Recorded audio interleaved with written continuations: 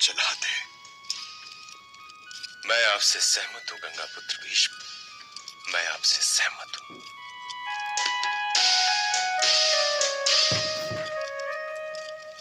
प्रणाम पितामह। अर्जुन, आयुष्मान भव। प्रणाम गुरुवर। आयुष्मान भव। आओ अर्जुन, बैठो। मैं तो आपके चरण स्पर्श करने आया था पितामह, और ये कहने आया था कि आज हम लोग इंद्रप्रस्थ जा रहे हैं। तो फिर अकेले क्यों आए हो अर्जुन?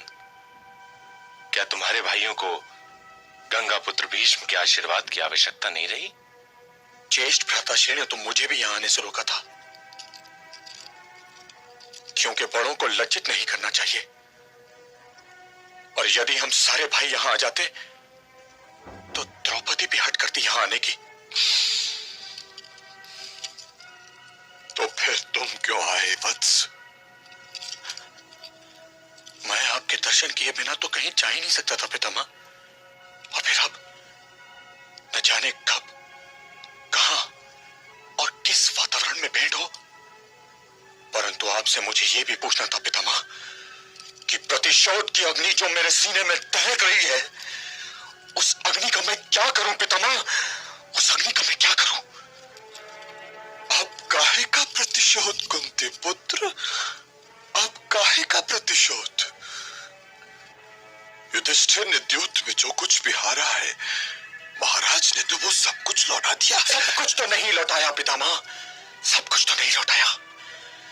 द्रौपदी का मान नहीं लौटाया, उस हाथ को दंड नहीं दिया जो पहले उसके केश तक और फिर उसके वस्त्र तक पहुंच गए थे। उस जंघा को दंड नहीं दिया जिसे पीट कर दुर्योधन ने दुशासन को आदेश दिया था कि द्रौपदी को वहां बिठा दिया जाए। उस जीभ को दंड नहीं दिया पितामह जिसने भरी सभा में दिव्य जन्म द्रौपदी को वेश्या कहा था। हस्तिनापुर पर यह ऋण तो है पितामह, यह ऋण तो है, और यह ऋण तभी उतरेगा जब हस्तिनापुर हमें दुर्योधन, कर्ण, दुशासन और गंधार नरेश के शव देगा पितामह, शव देगा।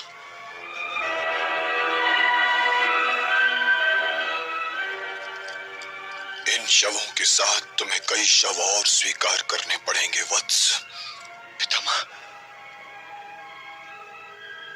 हाँ प्रिय शिष्य अर्जुन, हाँ,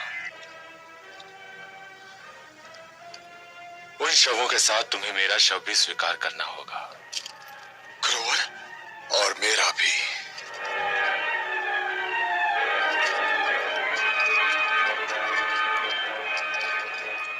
इतने घबरा क्यों गए हो तुम वत्स?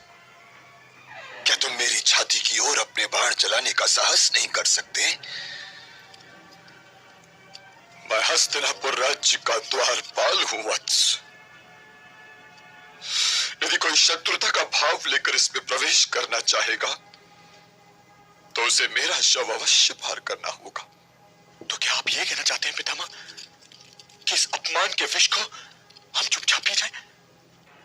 मैं कौन होता हूं ये सब कहने वाला? क्योंकि इन विषयों पर तो स्वयं अपना ही निर्णय लेना पड़ता है वत्स। किंतु जो बात मैं जानना चाहता हूं वो ये है वत्स कि जिस सब पान की बातें तुम कर रहे हो उसका दायित्व किस पर है? क्या कुलवधू द्रौपदी को दुर्योधन ने दांव पर लगाया था? जब युधिष्ठिर ने द्रौपदी को दांव पर लगाया था तो दुर्योधन, दुशासन, कर्ण और शकुनी ने क्या तुम लोगों से यह कहा था कि इसका विरोध न करो? और यदि नहीं तो जो अपमान हुआ है उन सब का दायित्व स्वयं तुम ही लोगों पर है। तो क्या हम भ्राताश्री का विरोध कर सकते थे पितामह? बोलिए पितामह, विरोध कर सकते थे? तो क्या तुम युधिष्ठिर की आज्ञा लेकर मुझे युद्ध की धमकी देने आया हो वत्स?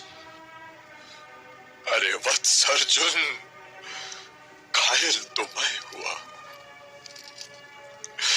अपमान तो मेरा हुआ है। अरे अपमान तो हुआ है मेरे हस्तिनापुर का। अरे अपमान तो हुआ है मेरे पूर्वजों का, और अब मानो कि इस भीड़ में तुम्हें केवल अपना अपमान दिखाई दिया।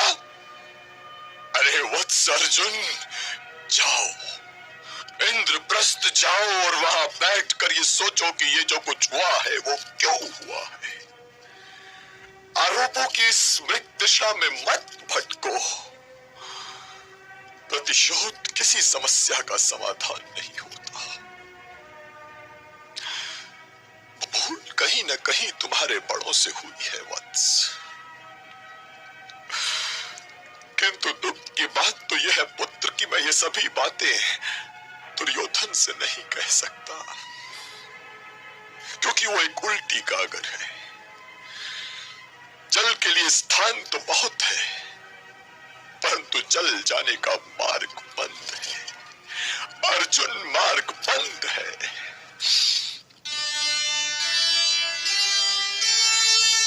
एक और प्रतिशोध है,